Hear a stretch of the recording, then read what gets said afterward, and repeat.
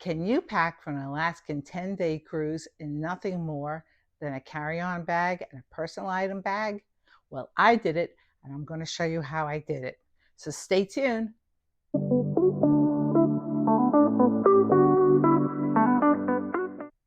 So today what I'm going to do basically is an unpacking, because I think it's more helpful than watching me lay out my clothing and put it into cubes and pack it into the bag. This way you can see everything quickly and expediently, and there's a lot to go over.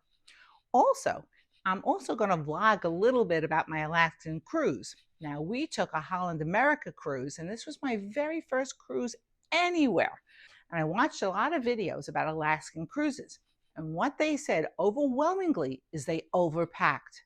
And I took that to heart because I didn't want to overpack. They tend to be more casual than most other cruises. The other thing is that you can actually get a laundry package with your cruise. So if you have a laundry package and an ironing package, which we took, then you don't need to bring so much. But I have more than enough clothing here for 10 days.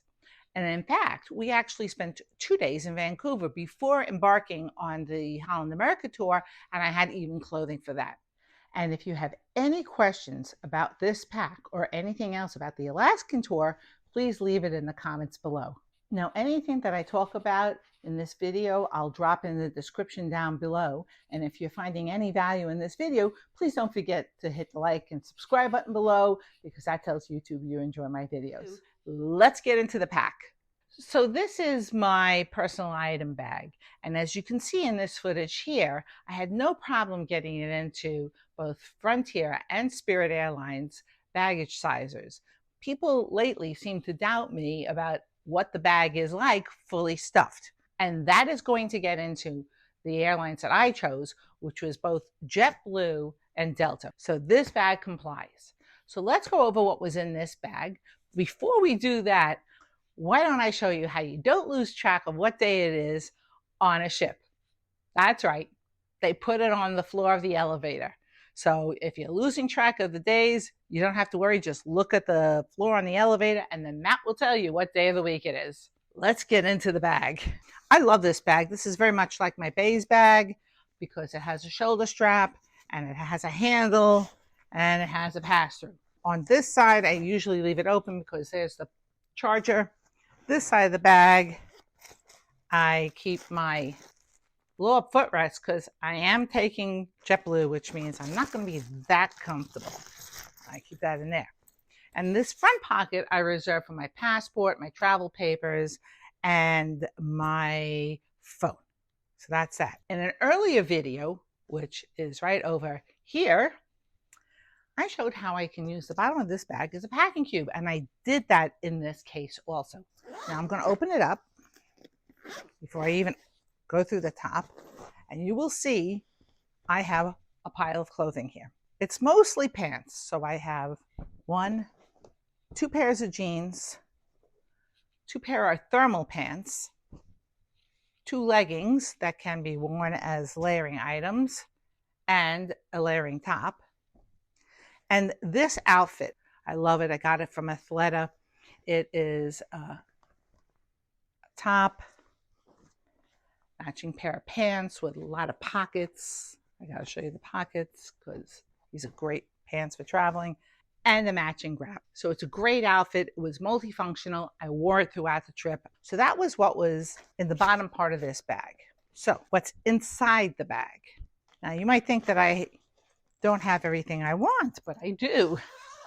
First thing is, obviously, TSA, going through, toiletries always on top. My airline front seat comfort bag, a crossbody bag, which I use pretty much every day. My smaller tech bag, because I'm a little more tight on room. I have my favorite little crossbody / wristlet bag. Now my husband and I split up the needs for the boat itself, because when you go on a cruise, your room needs some additional stuff, and one of them is a plug that you need for every cruise that is just a regular straight up plug, and it doesn't have a surge protector because that's the rules on a ship. I also have in here items you need for a ship, I have the tags for the ship, and these are 2 water bags, so you can put your phone in here and they won't get wet when you're out on deck. I also have the emergency little medical kit when we're out and about, my medicine, my brush, my straightener, which is like one of the few items you're allowed on board a ship, my favorite travel hair dryer, which is also allowed on a ship. Not allowed any other appliances on a ship, just those 2. An umbrella in case it rains. Now, Alaska is known to rain, but we were so lucky. We had nothing but sunshine, except for one day, and that was in Vancouver. So I didn't end up using this. My mirrored light, because the bathrooms aren't too bright. My sound machine, because it might get loud in the halls, but it didn't. And my daughter ended up using it for her husband snoring. And finally, my computer, which I go nowhere without. And that's everything that was in this bag. And before I get on to what I packed into my carry-on bag, why don't we check out this whale watching? It's pretty amazing, right? I mean, look at all those whales. They do this really unique thing called bubble fishing, which we were really lucky to catch, where one whale goes around and he makes bubbles and the other whales wait for underneath, and they get all the herring together because they get freaked out by the bubbles, and they all come up with their mouths open and boom, they got all the fish they want. So that was an amazing part of this trip. And while we're talking about the Alaskan cruise, why don't you check out my room? This is a stateroom with a veranda. It was really beautiful. I had plenty of room for everything, partly because I used only carry-on my hand luggage, but it had even room for overpackers. So this is my suitcase fully packed, and it's not bursting at the seams or anything. I got everything I needed into this suitcase. So let's open it up and take a look and see what's inside. So this is the compression side of my suitcase. I'm going to open it up for you so you can see what's inside here. Now, it is an Alaskan cruise, so you need clothing for Alaska. Let's open up this bag. Now, when we got to Vancouver, we didn't really need winter clothing. We definitely didn't need winter clothing when we were going there because it was June, mid-June, and it was very warm here already. So I ended up packing an awful lot of my stuff into this bag that I would need for the cruise. So let's talk about what I packed into this bag. And this is a compression cube. It's a Go Next cube. You'll see that I also use the tripped cube. I would highly recommend both of these. They work great. This is like my 5th trip with the tripped cube. This has served me for like about 3-4 years. Now, some of you might have remembered I bought myself a jacket, the rain jacket. And that rain jacket is here. And it was great to have. I have to tell you, I loved having this raincoat. It was warm because if you remember, I said it had fleece, it had a lot of pockets. My one and only sweatshirt, I wore this a lot because it's very casual, like I said, on these cruises. So I wore this quite a bit.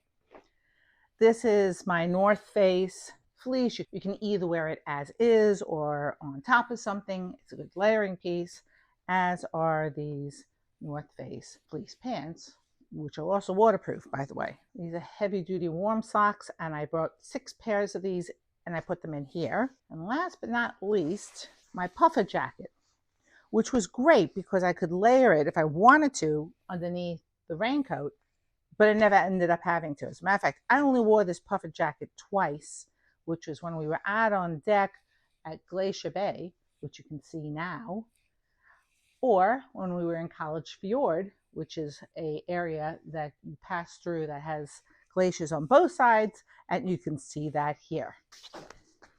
In this bag,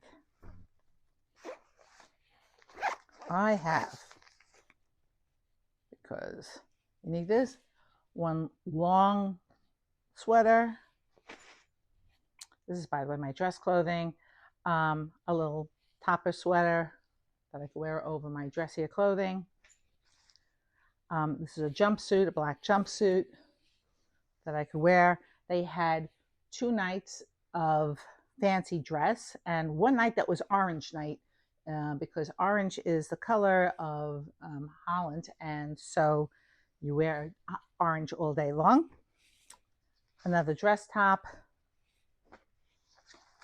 and another dressy long gown. And can I tell you, I did not wear the long gown, I wore the dress top, and I wore the black jumpsuit, but I did not wear this. So that kind of gives you an idea of why you don't need so much clothing on this trip. But let's get on to the next side of the bag. I bought 2 pairs of shoes with me on the Alaska cruise. One of these is very clever. It's these. I bought them at Target. I wore them as my dress shoes, and they're waterproof. So I wore them also when I went to the steam room and the sauna and stuff like that. They were great. The other shoes that I brought were my waterproof, indestructible Sorels. They're waterproof. You can go out in rough terrain with them. They are comfortable. They're great walking shoes, and they're warm to boot because they have fleece lining on the inside. So I was never cold. In this cube, I have more than I actually really needed, but we'll go over it. I have 1, 2, 3, 4 long sleeve shirts that I could layer or not layer. I have 2 short sleeve shirts, a light blue, a dark blue. Oh, accidentally I had a third. I forgot about that one. A sweater set, 2-piece. Didn't wear it. My orange top, because like I said, they have orange night, and I brought an orange top. I did wear it. 2 sweaters that mix and match with everything else in the bag. And I wore this one, but I didn't wear that one. Just to give you an idea of why you don't need so much on one of these tours. This is another compression cube. This one is the trip compression cube. And then this one I have, first of all, 5 pairs of underwear. And you may say, wait a minute, you said 10-day tour, but hey, they do laundry. I have 2 bras. I have 6 pairs of ankle socks, and I have even more of my heavyweight socks. I have another 3 pairs of those here. My bathing suit cover up, and of course my bathing suit, and 2 nighties, because when one goes out to the laundry, you need another nightie. So that was everything I took onto the cruise. And as I pointed out, I even didn't wear some of this stuff, but that's all I needed. And I got the advice from people who said what they ended up not using. And so now I'm showing you what you need. Of course, you should check your weather. Our weather was particularly lovely. It was somewhere in the vicinity of 60 and even 70 degrees most days, unless you were out on the glaciers. And when you're out on the glaciers, it was cold, I would say 30s and 40s. And other than that, the weather was just absolutely beautiful. You could walk around with just a light jacket. It was mostly in the 60s when you stopped off at like Ketchikan or Juneau or places like that. It was really beautiful weather. Now, most Alaskan cruises start somewhere in mid-spring and go to like mid-fall. But I have to say the sweet spot is definitely the summer, because it gets cold really quickly there.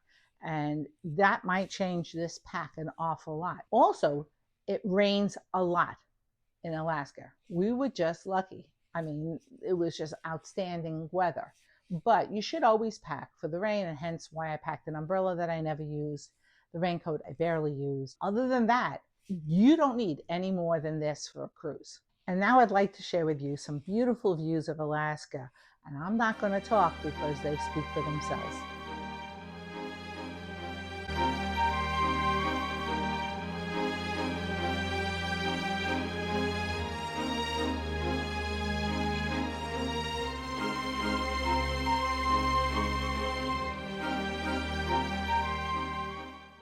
And if you want to see me pack for a 2-week European vacation in the winter, please check out that video here.